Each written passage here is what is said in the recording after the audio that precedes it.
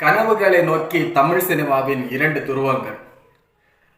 அவர்களுடைய கனவுகளை நோக்கி கனவுகளை தேடி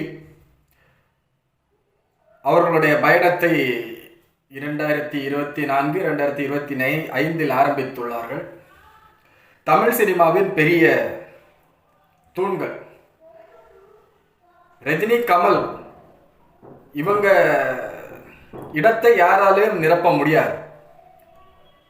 அதே போல்தான் அதுக்கு அடுத்த ஜெனரேஷன் அஜித், விஜய். என்னதான் அவர்களுக்குள்ள நட்பு இருந்தாலும், ரசிகர்களுக்குள்ள ஒரு சின்ன ஒரு போட்டி இருந்தாலும், அவங்கவங்க படங்கள் வரும்போது அவங்கவங்க பலத்தை காட்டணும்னு சொல்லிட்டு ரசிகர்கள் நினைக்கிறார்கள். இப்படிப்பட்ட ஒரு ரெண்டு தூண்கள், தமிழ் சினிமாவின் உச்ச நட்சத்திரமான இரண்டு தூண்கள் அஜித், விஜய். இவங்க ரெண்டு பேரும் அவங்க ப்ரொஃபஷனல் லைஃபான சினிமாவை விட்டு விலகி அவர்களுடைய கனவுகளை நோக்கி நகர்ந்து சென்று கொண்டு இருக்கிறார்கள். இதை பற்றி தான் ஒரு சின்ன காணொளி. வீடியோக்குள்ளே போகிறதுக்கு முன்னாடி நம்ம சேனலில் இந்த சினிமா சம்பந்தமான வீடியோக்கள் போடுறோம். பிடிச்சிருந்தா லைக் பண்ணுங்கள், ஷேர் பண்ணுங்கள், கமெண்ட் பண்ணுங்கள், சப்ஸ்கிரைப் பண்ணுங்கள், ஆதரவு கொடுங்க. இப்போ நம்ம விஷயத்துக்குள்ளே போகலாம். இரண்டு துருவங்கள் அவர்களுடைய கனவுகளை நோக்கி. அஜித்துடைய கனவு, தனிப்பட்ட கனவு, ஒரு ரேசர் ஆகணும் அப்படிங்கிறது. விஜயோட கனவு தான் ஒரு அரசியல்வாதியாகணும், தான் ஒரு அரசியல் கட்சிக்கு தலைவராகணும், நாட்டுக்கு நல்லது செய்யணும். அதற்காக அஜித் நாட்டுக்கு நல்லது செய்யலையா அப்படின்னு எல்லாம் கேட்காதீங்க. ஒவ்வொருடைய கனவுகளையும் பற்றி தான் நம்ம இங்கே சொல்கிறோம். அஜித்தோட கனவு இன்றைக்கு நேற்றைக்கோ வந்த கனவு கிடையாது. அவருடைய சின்ன வயசுலேருந்தே வந்த கனவு. அவருடைய சின்ன வயசில் அவருடைய ஆசையே ஒரு ரேசர் ஆகணும் அப்படிங்கிறது தான். முதல்ல பைக் ரேசிங்கில் ஆரம்பிக்கிறாரு, அதுக்கப்புறம் கார் ரேசிங்கில் வராரு. சரியான ஸ்பான்சர் கிடைக்காததுனால, பண உதவி கிடைக்காததுனால ஒரு கட்டத்தில் அந்த ரேசிங்கை விட்டு விலகி முழு நேர கதாநாயகனாக, நடிகனாக மாறுறாரு. எதற்காக நடிகனாக மாறினேன் அப்படிங்கிறத இப்போ ரீசெண்டாக ஒரு இன்டர்வியூவில் அஜித் அவர்கள் சொல்லியிருந்தார். தன்னுடைய ரேசிங்காக பண உதவி செய்வதற்கு எந்த ஒரு அமைப்புமே முன் வரல. அதற்கான இன்னொரு வழி எனக்கு தேவை, பணம் வேணும். நான் ஏதாவது சாதிக்கணும்னா பணம் வேணும். அந்த சாதனையை நிகழ்த்துவதற்காகத்தான் நான் சினிமாவுக்குள்ளே வந்தேன், சினிமாவை நோக்கி நகர்ந்தேன். இப்போ என்கிட்ட அதுக்குண்டான தேவைக்குண்டான பணங்கள் இருக்கு. அதனால நான் இப்போ என் முழு நேர வேலையா நான் ரேசிங்கை தான் பார்ப்பேன். என்னோட கனவு அந்த ரேசிங் மட்டும்தான் பார்ப்பேன் அப்படின்னா இல்லை. ரேசிங் இல்லாத சமயங்களில் ஒரு 3 மாதம் 4 மாதம் கேப்பில் கண்டிப்பாக வருடத்திற்கு ஒரு திரைப்படமாவது நான் நடிப்பேன் அப்படின்னு சொல்லிட்டு கூறியிருக்காரு. அஜித் அவர்களுடைய வாழ்க்கை ரொம்ப சுவாரஸ்யமானது. எந்த ஒரு பேக்ரவுண்டும் இல்லாமல் சினிமாவுக்குள் வந்தவர். அது மட்டும் இல்லாமல் அவர் முதல்ல ரேசிங்கில் எல்லாம் கலந்துக்கிட்டாரு. அந்த டைமில் ஒரு மிகப்பெரிய ஆக்சிடென்ட். அவருடைய முதுகெலும்பு வரைக்கும் ஓப்பன் செய்து பதம் பார்க்கப்பட்டது. அதுக்கப்புறம் கொஞ்ச நாள் ரேசிங்லேருந்து ஒதுங்கி இருந்தார். அதுக்கப்புறம் சரியாக சொல்லணும்னா அசல் பட டைமில் திரும்பவும் ரேசிங் போனார். அப்போவும் அவருடைய உடல் ஒத்துழைக்கவில்லை. தன்னுடைய கனவை எப்படியாவது நிறைவேற்றணும், தான் ஆசைப்பட்டதை அடையணும் அப்படிங்கிற ஒரு பெரும் விடாமுயற்சியில் இருந்த அஜித் இப்போ இந்த விடாமுயற்சி பட ஷூட்டிங் நடுவில் பைக் ரைடிங் எல்லாம் போறாரு. அந்த பைக் ரைடிங் போகும்போதே மேக்சிமம் தெரிஞ்சிடுச்சு தலை அடுத்தது எந்த கட்டத்துக்கு நகர போறாரு அப்படின்னு சொல்லிக்கிட்டு. அதே மாதிரி தன்னுடைய கனவுகளுக்காகவும் தன்னுடைய ஆசைக்காகவும் தன்னுடைய லட்சியத்தை நோக்கி நகர்ந்து இன்னைக்கு தமிழ்நாட்டின் ஒரு மிகப்பெரிய அடையாளமாகவும் இந்தியாவின் ஒரு தவிர்க்க முடியாத ஆளாகவும் ரேசிங்கில் ஒரு சாதனை பண்ணியிருக்காரு அஜித் அவர்கள். லாஸ்ட்டாக இப்போ துபாயில் நடந்த மேட்ச்சில் ரேசிங்கில் 3வது இடம் பிடிச்சார். இந்த 3வது இடம் பிடித்தது ஒரு சைடில் இருக்கட்டும். அந்த ஸ்போர்ட்ஸ் நடத்தின அகாடமி என்ன சொல்லியிருக்குன்னா, இனி நாங்கள் எங்கு போய் ஸ்போர்ட்ஸ் நடத்தலாம், கார் ரேசிங் நடத்தினாலும் அஜித் அவர்களை கட்டாயம் கூப்பிடுவோம் அப்படின்னு சொல்லிட்டு ஒரு அறிக்கை ஒன்று கொடுத்துருந்தாங்க. ஏன் அப்படின்னா, எங்கள் ஸ்டேடியத்தில் இந்த அளவு ரசிகர்கள் வந்ததே கிடையாது. ஃபர்ஸ்ட்.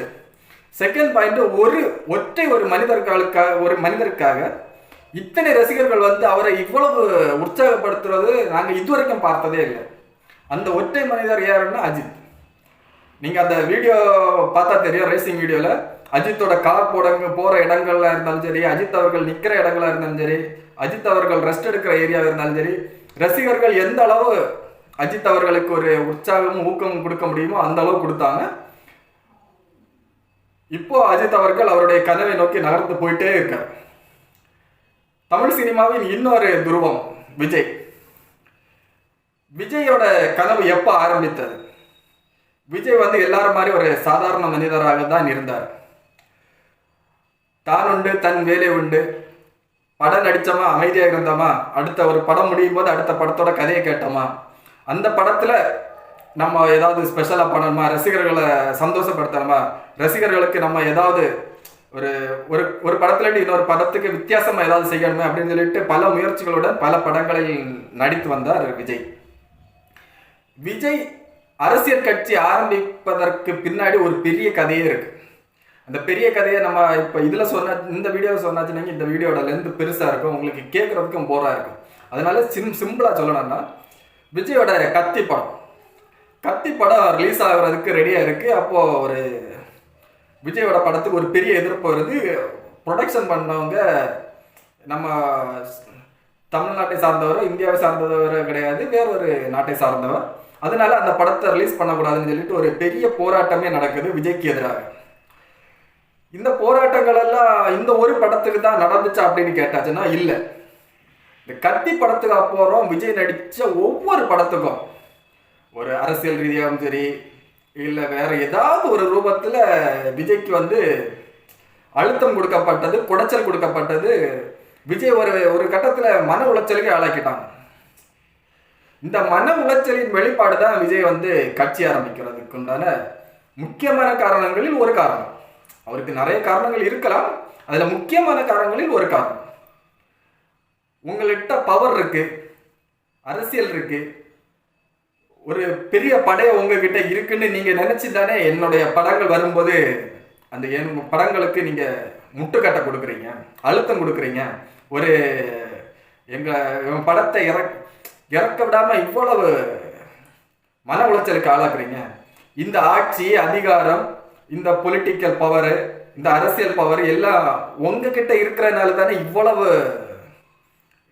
வன்மத்தை கற்கிறீங்க. இந்த பவர் என்கிட்டே இருந்தா இந்த ஒரு கேள்விதான் விஜய அரசியலுக்குள்ள கொண்டு வச்சது. இது முன்னாடியே இந்த கத்தி படத்துல இருந்தே கொஞ்சம் கொஞ்சமா வளர்ந்து வந்துட்டே இருந்து ஊத பலூன் பெருசாகும், ஒரு கட்டத்துல பலூன் வெடிச்சோம் அப்படின்னு சொல்லிட்டு ஒரு கதை உண்டு. அது எவ்வளவு ஊதணுமோ அவ்வளவுதான் ஊதணும், அதுக்கு மேல நம்ம ஊதியாச்சுனாங்க அந்த பலூன் வெடிச்சு அந்த காற்று எங்க போகுது எப்படி போகுதுன்னு யாருக்குமே தெரியாது. அந்த ஒரு காரணம் தான் இப்ப விஜய்க்கு. நீங்க அழுத்தம் கொடுத்துக்கிட்டே இருந்தீங்க, உங்க ஆட்சியிலே அதிகாரத்திலே இருந்தாச்சுனாக்கி இப்படியெல்லாம் அழுத்தம் கொடுக்க முடியுமா, அப்ப அந்த ஆட்சியிலே அதிகாரத்திலே நான் வந்தா எப்படி அப்படிங்கிற ஒரு முடிவை எடுத்துதான் விஜய் அவர்கள் அரசியல் காலத்துல குதிச்சிருக்காரு. இப்ப கடைசியா விஜய் 69 ஒரு படம் நடிச்சிட்டு இருக்காரு. அந்த படம் முடிச்ச அப்புறம் முழு நேர அரசியல்ல வரதான்னு சொல்லியிருக்காரு. அரசியல் கட்சி ஆரம்பிச்ச விஜய்க்கு பல விதங்கள்ல என்ன சொல்றது, அவரை தூக்கி போட்டு மிதிச்சிட்டு இருக்காங்க. ஏன் மிதிக்கிறாங்க அப்படிங்கிறதே நம்ம இந்த இடத்துல சொல்லி ஆகணும். ஏன்னா நம்ம மிதிக்கிறாங்கன்னு சொல்லிக்கிட்டு பாதியில விட்டுட்டு போயாச்சுனாக்கி ரசிகர்கள் டென்ஷன் ஆயிடுவாங்க. விஜய் வந்து கட்சி ஆபீஸுக்குள்ளேயே அரசியல் நடத்துறாரு. கட்சி ஆபீஸுக்குள்ளே பனையூர்ல ஒரு சின்ன ஒரு வீட்டுக்குள்ளே வச்சு அரசியல் செஞ்சிடலான்னு நினைக்கிறாரு. ஒரு பொது நிகழ்ச்சியில கலந்துக்க மாட்டேங்கிறாரு, ப்ரெஸ் மீட்டிங் கொடுக்க மாட்டேங்கிறாரு, இல்லைன்னா ஏதாவது ஒரு நன்கொடை கொடுக்கணும்னாலோ இல்லாட்டா ஒரு நிவாரணம் கொடுக்கணும்னாலோ 10 பேரை கூப்பிட்டு அவருடைய கட்சி அலுவலகத்துக்குள்ளே வச்சு முடிச்சிடுறாரு அப்படின்னு சொல்லிட்டு ஒரு விமர்சனங்கள் வந்து கொண்டு தான் இருக்கிறது. இந்த விமர்சனம் விஜய்க்கும் தெரியும். இந்த எப்படியோ சோசியல் மீடியால இருக்கிற விஜய் இதை பார்க்காமல் இருக்க மாட்டார். ஆனா விஜய் கண்டிப்பா ஒரு நாள் வெளியில வந்தே ஆக வேண்டும், அது விஜய்க்கும் தெரியும். ஏன்னா ஒரு ரூம்ல உள்ள ஒரு வீட்டுக்குள்ள இருந்து நடத்துறது இல்லை அரசியல். அந்த அரசியல் அடுத்த கட்டத்துக்கு நகரணும்னா விஜய் கண்டிப்பா வெளியில வந்துதான் ஆகணும், அது விஜய்க்கும் தெரியும். விஜய் வந்துதான் ஆவார் கட்டாயம். அதுக்குண்டான நேரத்தை எதிர்பார்த்து கொண்டு இருக்கிறார் விஜய். இப்போ ஒரு படம் நடிச்சிட்டு இருக்காரு. இப்போ 2025 ஸ்டார்ட் ஆயிடுச்சு.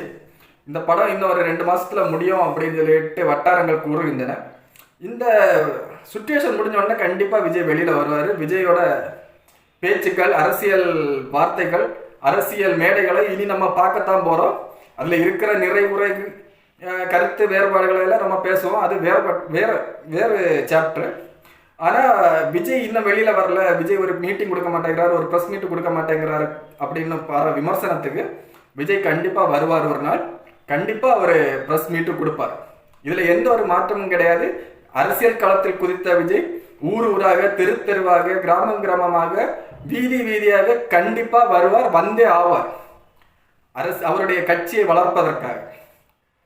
ஸோ தமிழ் சினிமாவின் 2 அடையாளங்கள், ஒருத்தர் அவருடைய கனவான ரேசிங் பக்கமும், இன்னொருவர் அவருடைய கனவான அரசியல் பக்கமும் போயிட்டு இருக்காங்க. இருவரும் வெற்றி பெற வாழ்த்துக்கள். நம்ம இவர் பெரிய ஆள் அவர் பெரிய ஆள்னு அப்படிலாம் கிடையாது. 2 பேருமே நல்ல மனிதர்கள் தான். ரசிகர்கள் கொஞ்சம் அரசியல் புரசலாக அப்பப்போ நல்ல ரசிகர்கள் இருக்காங்க. அஜித்தோட கார் ரேசிங்க்கு வாழ்த்து தெரிவித்த நிறைய விஜய் ரசிகர்கள் இருக்காங்க. விஜயோட மாநாடு வெற்றி பெறவும், அரசியல் கட்சி பெரிதாக வளரவும் வாழ்த்துக்கள் கூறின நிறைய அஜித் ரசிகர்கள் இருக்காங்க. 1-2 பேர் கொஞ்சம் அப்படி இப்படி தான் இருப்பாங்க. அது அவங்கவங்க சூழ்நிலையை பொறுத்ததானே தவிர அவர்கள் வேணும் என்று செய்வது கிடையாது. 2 பக்கங்களில் இருந்தும். ஸோ 2 துருவங்கள் அவங்கவங்க பாதையை நோக்கி செல்றாங்க. பார்ப்போம். 2 பேருமே வெற்றி பெற நம்ம வாழ்த்துவோம். உங்கள் கமெண்ட்டுகளை எல்லாம் கமெண்ட் செக்ஷனில் பதிவிடுங்க. பார்ப்போம் இன்னொரு வீடியோவில்.